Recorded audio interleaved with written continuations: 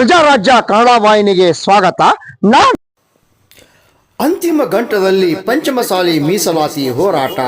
ಶ್ರೀ ಬಸವಜಯ ಮೃತ್ಯುಂಜಯ ಸ್ವಾಮೀಜಿ ಸಾಹಿತ್ಯದ ನಿಯೋಗಕ್ಕೆ ಸಚಿವ ಲಕ್ಷ್ಮೀ ಹೆಬ್ಬಾಳ್ಕರ್ ಭರವಸೆ. ನಮ್ಮ ಇಡೀ ಕುಟುಂಬ ಪಂಚಮಸಾಲಿ ಸಮಾಜದ ಮೀಸಲಾತಿ ಹೋರಾಟದಲ್ಲಿ ಇರುತ್ತದೆ. ನಮ್ಮ ಬದ್ಧತೆಯನ್ನು ಉಳಿಸಿಕೊಳ್ಳುತ್ತೇವೆ. ಪಂಚಮಸಾಲಿ ಸಮಾಜದ 2A ಮೀಸಲಾತಿ ಹೋರಾಟ ಅಂತಿಮ ಘಟ್ಟ ತಲುಪಿದೆ ಎಂದು ಇದೇ ವೇಳೆ ಮಹಿಳಾ ಮತ್ತು ಮಕ್ಕಳ ಅಭಿವೃದ್ಧಿ ಸಚಿವರಾದ ಲಕ್ಷ್ಮೀ ಹೆಬ್ಬಾಳ್ಕರ್ ಹೇಳಿದರು. ಇದೇ ವೇಳೆ ಶ್ರೀಗಳು ಮಾತನಾಡಿ, ಕಳೆದ ಲೋಕಸಭಾ ಚುನಾವಣೆಯಲ್ಲಿ ಸೋತಿದ್ದಕ್ಕೆ ಎದೆಗುಂದಬೇಡಿ. ಏನೂ ತಪ್ಪಾಗಿದೆ. ಇಡೀ ಸಮುದಾಯ ನಿಮ್ಮ ಜೊತೆಗಿರುತ್ತದೆ. ಮೃಣಾಲ್ ಹೆಬ್ಬಾಳ್ಕರ್ ಯುವ ನಾಯಕ, ಜನರ ಹೃದಯದಲ್ಲಿದ್ದಾನೆ. ಆದರೆ ಚುನಾವಣೆ ರಾಜಕೀಯವೇ ಬೇರೆ ಎಂದು ಶ್ರೀಗಳು ಸಚಿವರಿಗೆ ಧೈರ್ಯ ತುಂಬಿದರು. ಇದೇ ವೇಳೆ ಶ್ರೀಗಳು ರಾಜ್ಯ ಸರ್ಕಾರದ ಮಳೆಗಾಲದ ಅಧಿವೇಶನದಲ್ಲಿ ಮೀಸಲಾತಿ ಹಕ್ಕನ್ನು ಸರ್ಕಾರಕ್ಕೆ ಪ್ರತಿಪಾದಿಸುವಂತೆ ಹಕ್ಕೊತ್ತಾಯದ ಪತ್ರವನ್ನು ಶ್ರೀಗಳು ಲಕ್ಷ್ಮೀ ಹೆಬ್ಬಾಳ್ಕರ್ ಅವರಿಗೆ ನೀಡಿದರು. ರಾಮಗೌಡ ಪಾಟೀಲ್, ಪ್ರಜಾರಾಜ್ಯ ಕನ್ನಡ ನ್ಯೂಸ್, ಬೆಳಗಾವಿ. ಶಿಕ್ಷಣದಲ್ಲಿ ಸಮಾನತೆ ಬೇಕು, ಮೀಸಲಾತಿ ಬೇಕು ಅಂತ ಹೋರಾಟವನ್ನ ಪ್ರಾರಂಭ ಮಾಡಿ 3.5 ವರ್ಷ ಆಯ್ತು. ಒಂದು ಬಿಸಿಲು, ಚಳಿ, ಮಳಿ ಅಣದೆ ಏನು ಅವರು ಸಮಾಜಕ್ಕೋಸ್ಕರ ಹೋರಾಟ ಮಾಡ್ತಾ ಇದ್ರೆ, ಬಂಧು ಬಾಂಧವರು ನಾವು ಕೂಡ ಸಮಾಜದ ಹೋರಾಟದಲ್ಲಿ ಎಲ್ಲರೂ ಕೂಡ ಕೈ ಜೋಡಿಸಿದ್ವಿ ಅನ್ನುವಂತ ಒಂದು ಭಾವನೆ ಕೂಡ ಇದೆ.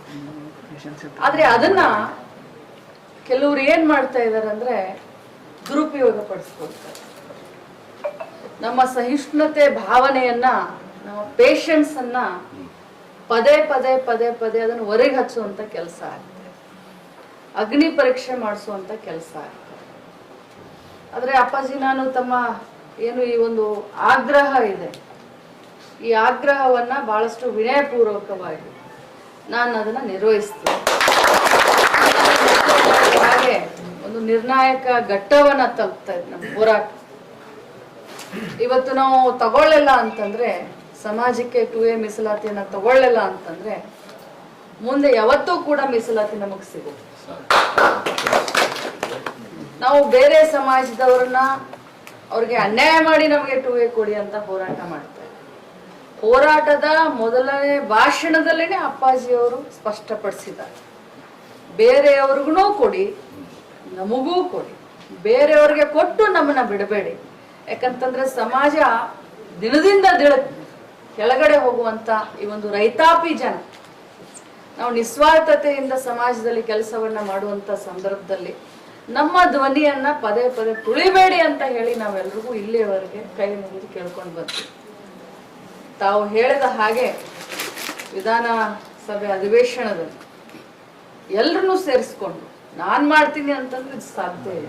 ಸಮಾಜದ 20 ಜನನ್ನ ಸೇರಿಸ್ಕೊಂಡು ಸ್ಪೀಕರ್ ಅವ್ರ ಹತ್ರ ಚರ್ಚೆಗೆ ಸಮಯವನ್ನ ತಗೊಂಡು ನಾವು ಕೂಡ ಅಲ್ಲಿ ಆಗ್ರಹವನ್ನ ಮಾಡ್ತೀವಿ.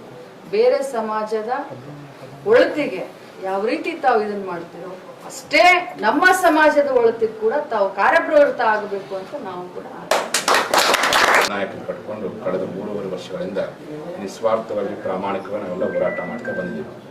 ಈ ಹೋರಾಟಕ್ಕೆ ಇವತ್ತಿನ ಸಿದ್ದರಾಮಯ್ಯ ನೇತೃತ್ವದ ಸರ್ಕಾರದಲ್ಲಿ ನ್ಯಾಯವನ್ನು ಪಡೆಯಲೇಬೇಕೆನ್ನುವ ಉದ್ದೇಶಕ್ಕೋಸ್ಕರವಾಗಿ ಮತ್ತೊಮ್ಮೆ ಇವತ್ತು 7ನೇ ಹಂತದ ಹೋರಾಟವನ್ನು ನಮ್ಮ ಸಮುದಾಯದ ಮೊದಲನೆಯ ಭಾಗವಾಗಿ ನಮ್ಮ ಸಮುದಾಯದ ಎಲ್ಲ ಶಾಸಕರ ಮನೆಗೆ ಹೋಗಿ ಸ್ವತಃ ನಾವೇ ನಮ್ಮೆಲ್ಲ ಕಾರ್ಯಕರ್ತರು ಕರ್ಕೊಂಡು ಆಗ್ರಹ ಪತ್ರ ಅಂತೇಳಿ ಒಂದು ಚಳವಳಿಯನ್ನು ಇವತ್ತು ಎಲ್ಲ ಕಡೆ ಮಾಡಲಾಗ್ತಾಯಿದೆ.